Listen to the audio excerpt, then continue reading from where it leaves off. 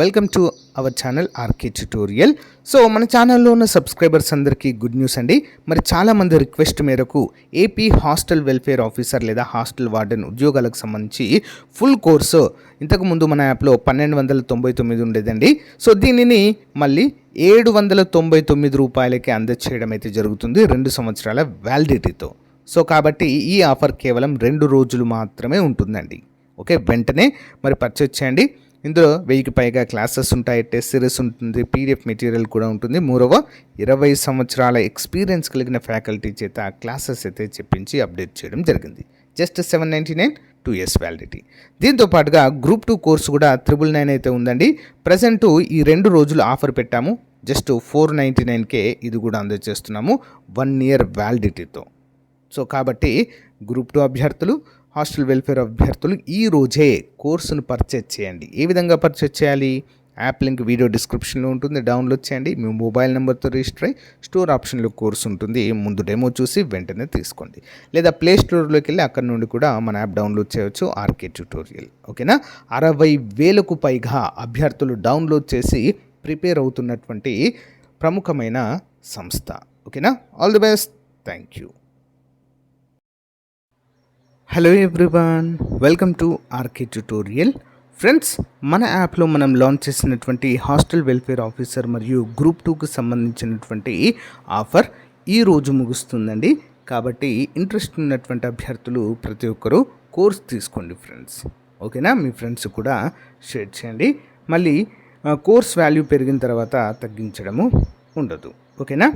So మరి మనము Indian సొసైటీలో భాగంగా ప్రతిరోజు చాప్టర్ వైజ్ ఎంసీక్యూస్ అయితే చూస్తున్నామండి. అందులో భాగంగా ఈరోజు మనము సంక్షేమ యంత్రాంగం అనే టాపిక్ పైన ఎంసీక్యూ చూద్దాము. Okay, question number 1. క్రింది వాక్యాలను పరిశీలించండి. ఆప్షన్ 1. ప్రజల సామాజిక, ఆర్థిక, రాజకీయపరమైన సమస్యల పరిష్కార దిశగా ప్రపంచ దేశాలు చేపట్టిన ఒక మహా విప్లవమే సంక్షేమ యంత్రాంగము. ఆప్షన్ 2. రెండవ ప్రపంచ యుద్ధం తర్వాత ఐక్యరాజ్యసమితి ప్రతిపాదించిన సంక్షేమము ప్రపంచ దేశాలను విస్తరించింది. పై వాక్యాలలో సరైనవి గుర్తించండి. ఆన్సర్ ఆప్షన్ సి 1 మరియు 2 కూడా సరైనవిగానే మనము గుర్తుంచుకోవాలి. Okay, important point. Next one.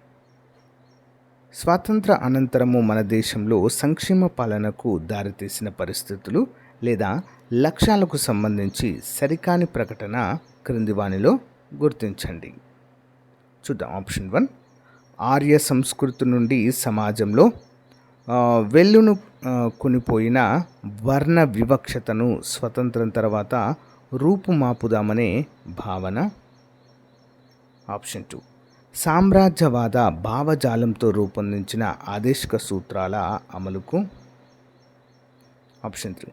దేశంలో ఉన్న పేదరికం, నిరుద్యోగము, నిరక్షరాస్యత, అనారోగ్య నిర్మూలనకు. ఆప్షన్ 4.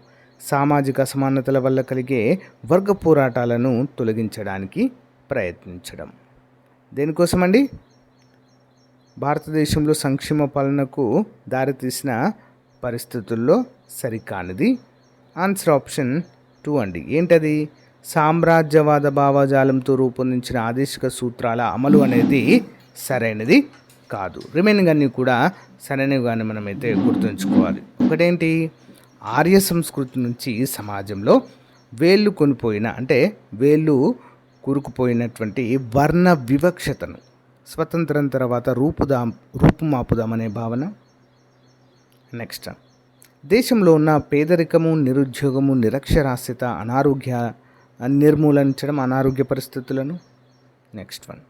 సామాజిక అసమానతల వల్ల కలిగే వర్గ పోరాటాలను తొలగించడానికి ప్రయత్నించడము. ఇంపార్టెంట్. నెక్స్ట్, క్రింది వాటిలో సరికాని జతను గుర్తించండి. గిరిజన సంక్షేమ మంత్రిత్వ శాఖ ఏర్పాటు 1998. మహిళా మరియు శిశు అభివృద్ధి మంత్రిత్వ శాఖ ఏర్పాటు 2006. మైనారిటీ వ్యవహారాల మంత్రిత్వ శాఖ 2006. సాంఘిక సంక్షేమం సాధికారత మంత్రిత్వ శాఖ 1998. ఆన్సర్ ఆప్షన్ 1 అండి.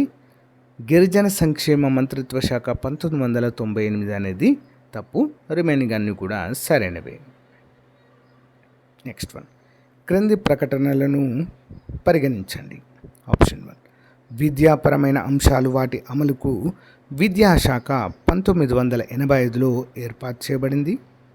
ఆప్షన్ 2, విద్యాశాఖను గతంలో మానవ వనరుల శాఖ అని కూడా పిలిచేవారు. సో పై ప్రకటనలో సరైనది గుర్తించండి. ఆప్షన్ సి అండి, 1 మరియు 2 సరైనవి. ఓకేనా. విద్యాపరమైన అంశాలు వాటి అమలుకు విద్యాశాఖ ఎప్పుడు ఏర్పాటు చేయబడిందండి? 1985వ సంవత్సరంలో ఏర్పాటు చేయబడింది. మరి విద్యాశాఖను గతంలో మానవ వనరుల శాఖ అని కూడా పిలిచేవారు. ఇంపార్టెంట్. నెక్స్ట్, క్రింది వాటిని సరైన క్రమంలో అమర్చండి. సమాన పనికి సమాన వేతనం, మాతా శిశు సంక్షేమం, జీవనోపాధి కల్పించడం, మహిళల పట్ల గౌరవం.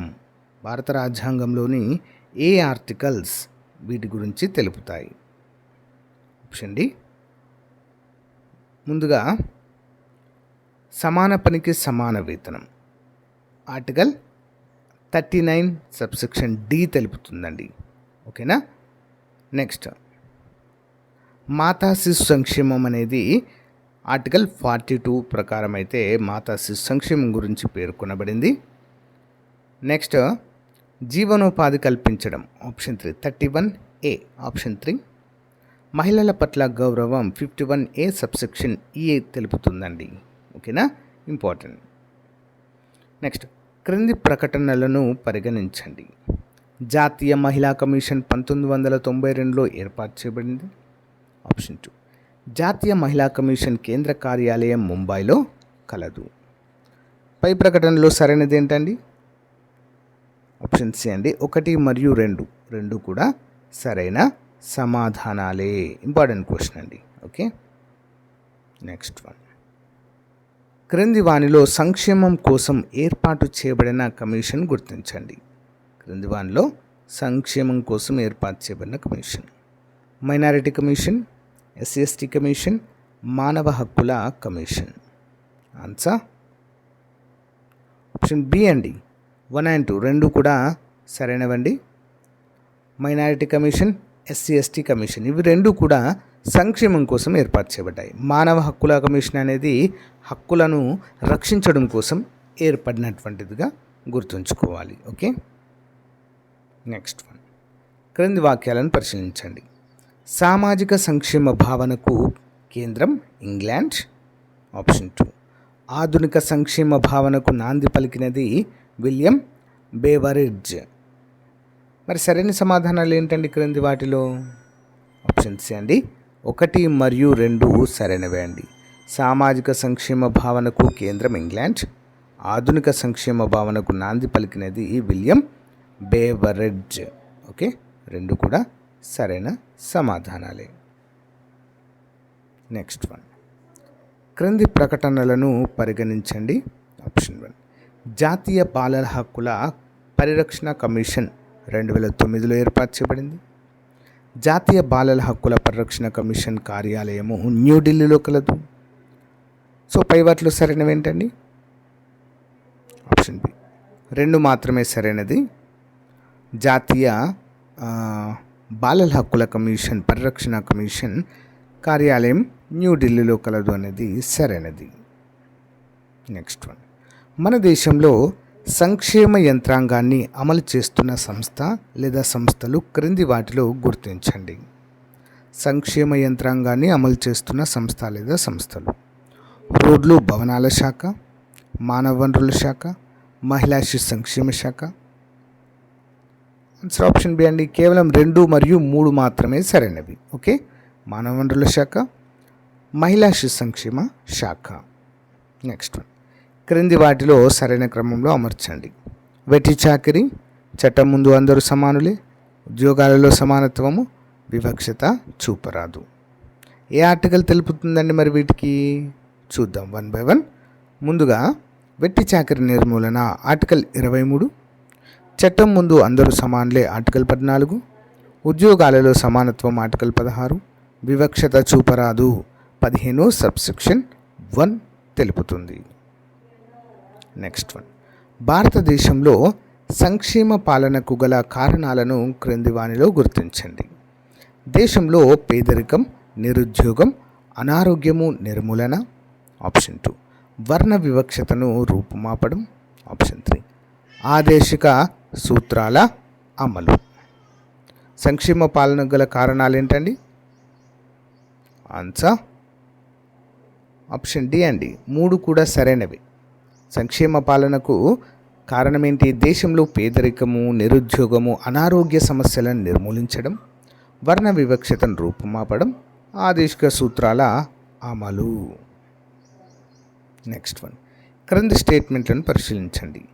నగర పాలక సంస్థల రిజర్వేషన్లు 243టి, స్థానిక సంస్థల రిజర్వేషన్లు 243ఈ, జీవించే హక్కు ఆర్టికల్ 21. పై వాటిలో సరైనవి ఏంటండి? ఆప్షన్స్ 1 మరియు 3 మాత్రమే సరైనవి. ఓకేనా? 1 మరియు 3 రెండవది తప్పు. నెక్స్ట్, క్రింది ప్రకటనలను పరిగణించండి. ఆప్షన్ 1 జాతీయ ఎస్సీ కమిషన్ 2004లో ఏర్పాటు చేయబడింది. జాతీయ ఎస్సీ కమిషన్ కార్యాలయం ముంబైలో కలదు. జనశిక్షా సంస్థాన్ 1965లో ప్రారంభించబడింది. పై వాటిలో సరైన సమాధానాలు ఏంటి మరి? ఆప్షన్స్ 1 మరియు 3 సరైనవండి. జాతీయ ఎస్సీ కమిషన్ 2004లో ఏర్పాటు అనేది కరెక్ట్. జాతీయ ఎస్సీ కమిషన్ కార్యాలయం ముంబైలో ఉన్నదనేది కరెక్ట్. ఓకేనా? మూడవది జనశిక్షా సంస్థాన్ 1965లో ప్రారంభించారు అనేది సరైనది. ఓకే, 1 మరియు 3 సరైనవి, రెండవది తప్పు. నెక్స్ట్, బలహీన వర్గాలను సామాజిక దోపిడీ నుండి రక్షించుటనున్నది క్రింది ఏ అధికరణంకు చెందినది? ఆన్సర్ ఆప్షన్ డి 4 మాత్రమే. Article 46 is the right answer. Next, క్రింది వాక్యాలను పరిశీలించండి. మైనారిటీ వ్యవహారాల మంత్రిత్వ శాఖ 2006లో ప్రారంభమైనది. ఆప్షన్ 2 జాతీయ ఎస్సీ కమిషన్ 2004లో ప్రకటించబడింది. సరైన సమాధానాలు ఏంటండి క్రింది వాటిలో? ఆప్షన్ సి 1 మరియు 2 కూడా సరైనవే. జాతీయ ఎస్సీ కమిషన్ ఎప్పుడండి? 2004లో. మైనారిటీ వ్యవహారాల మంత్రిత్వ శాఖ 2006లో ప్రారంభించబడింది. ఓకే, నెక్స్ట్ వన్, క్రింది ఏ సంస్థలు చట్టబద్ధమైనవి కావు గుర్తించండి? జాతీయ మైనారిటీ కమిషన్, జాతీయ ఎస్సీ కమిషన్, జాతీయ మహిళా కమిషన్, జాతీయ ST commission. Answer option D అండి 2 మరియు 4.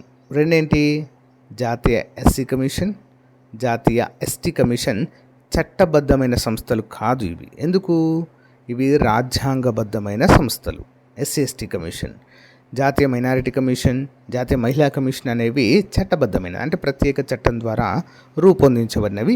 ఇవి రాజ్యాంగంలో మనకు కనిపించవు. ఓకే, నెక్స్ట్, క్రింది ఏ కమిషన్లు 1993 సంవత్సరానికి చెందినవి? జాతీయ బాలల హక్కుల పరిరక్షణ కమిషన్, జాతీయ మానవ హక్కుల కమిషన్, జాతీయ మైనారిటీ కమిషన్. ఆప్షన్ బి అండి 2 మరియు 3 సరైనవి. జాతీయ బాలల హక్కుల పరిరక్షణ కమిషన్, జాతీయ మానవ హక్కుల కమిషన్, ఇవి 2 కూడా 1993లో ఏర్పాటు చేయడం జరిగింది. నెక్స్ట్, సంక్షేమ భావనకు సంబంధించి రాజ్యాంగ అంశాలను క్రింది వానిలో గుర్తించండి. ఆన్సర్ ఆప్షన్ బి అండి 1, 2, 3 సరైనవి. ప్రవేశిక, ప్రాథమిక హక్కులు, షెడ్యూల్స్.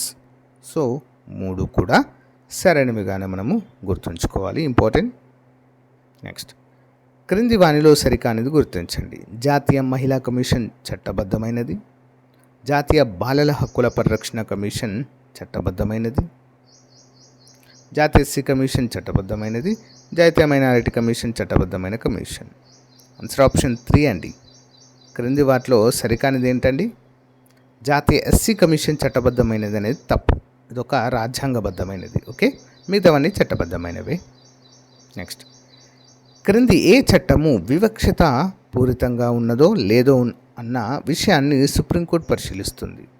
హిందూ పర్సనల్ చట్టం, ముస్లిం పర్సనల్ చట్టాలు, ఉమ్మడి పౌర స్మృతి. ఆప్షన్ బి 2 మాత్రమే, ముస్లిం పర్సనల్ చట్టాలు. ఓకే, నెక్స్ట్ వన్, క్రింది వాక్యాలను పరిశీలించండి. బలవంతపు శ్రమ దోపిడీ, గ్రామ సేవకుల కులాల అణచివేత వెట్టి చాకిరీ అని పిలుస్తారు. కులానికి అతీతంగా రుణభారము మరియు బలవంతము శ్రమ దోపిడీని వ్యక్తి అని పిలుస్తారు. వెట్టి అని పిలుస్తారు. అది ఆప్షన్ సి 1 మరియు 2 కూడా సరైనవి. బలవంతంగా శ్రమ దోపిడీ, గ్రామ సేవకుల కులాల అణచివేతను వెట్టి చాకిరీ అని పిలుస్తారు. కులానికి అతీతంగా రుణభారము మరియు బలవంతము శ్రమ దోపిడీని వ్యక్తి కాదు, అది వ్యక్తి అనబడింది, వెట్టి అని పిలుస్తారు. ఓకే, 2 సరైనవే. నెక్స్ట్, గ్రామీణ పోస్ట్ ఆఫీసుల ద్వారా మహిళల్లో పొదుపు సాధికారత పెంపొందించుటకు ఉద్దేశించిన పథకము లేదా పథకములు క్రింది వాటిలో ఏవి? ఆప్షన్ బి 1 మాత్రమే. ఏంటి? మహిళా సమృద్ధి యోజన. ఏంటది? మహిళా సమృద్ధి యోజన. నెక్స్ట్, క్రింది పథకాలను కాలక్రమానుగతంగా అమర్చండి. Jawahar Rozgar Yojana, industrial rural development programme, national rural employment programme, SGSY. Option A అండి 2, 3, 1, 4. ముందు 2 industrial rural development programme. Next 3 national rural employment programme. Next 1 Jawahar Rozgar Yojana. Next లాస్ట్ది SGSY. నెక్స్ట్, క్రింది వాక్యాలను పరిశీలించండి. కుటుంబ వ్యవస్థ చాలా వరకు తన సాంప్రదాయక ప్రకటనలను కోల్పోయింది. ఆప్షన్ 2 ఆర్థిక ఉత్పత్తిలో కుటుంబము ప్రధాన యూనిట్ కాదు. ఆన్సర్ ఆప్షన్స్ అండి 1 మరియు 2 కూడా సరైనవే అండి. ఓకేనా? సో గైస్, ఇది ఈ రోజుకు సంబంధించిన most important chapter wise MCQs. రేపటి టాపిక్లో మళ్ళీ కలుద్దాం. ఇంకా ఎవరైనా మన కోర్స్ తీసుకున్నట్లయితే వెంటనే తీసుకోండి. సో ఈ రోజుతో ఆఫర్ ముగుస్తుంది. ఓకేనా? All the best. Thank you.